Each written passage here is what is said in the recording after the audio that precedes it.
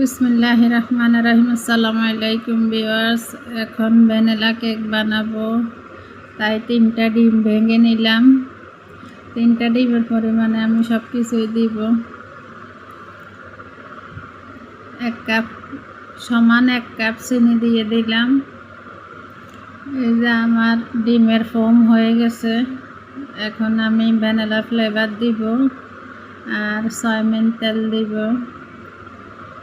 পরিমাণ মতো সয়াবিন তেল দিয়ে দিলাম প্রায় 3 টেবিল চামচের মতো।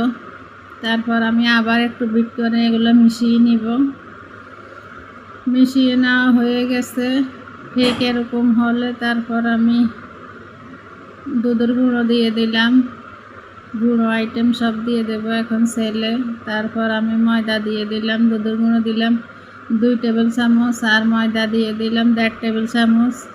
হাফ চামচের থেকেও কম দিয়ে দিলাম বেকিং পাউডার।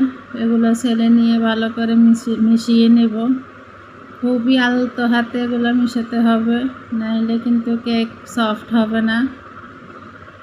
আমি সময় নিয়ে খুবই আলতো হাতে এগুলো মিশিয়ে নিলাম। আমি তারপর বক্সে ঢেলে দেব।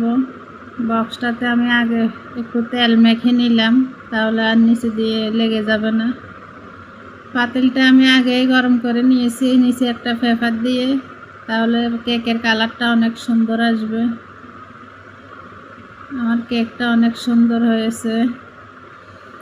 এখন আমি ক্রিম নিব, ক্রিমগুলা ফোম করব। এই ফাঁকে আমার কারেন্ট চলে গেছে, এখন বিটার দিয়ে আর পারবো না ফোম করতে। আমি এখন ডাল ঘুটনি দিয়ে এগুলো ফোম করে নেব।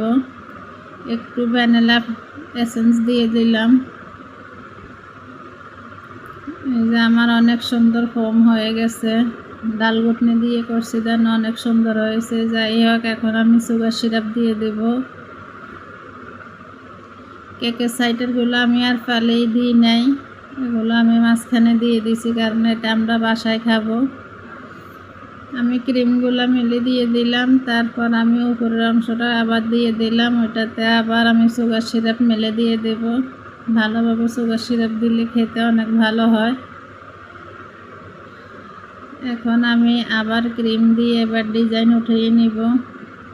বাসায় খাবো তো এই জন্য এত ভালো করে ডিজাইন উঠাই নাই, কোনো রকম একটু করে নিলাম।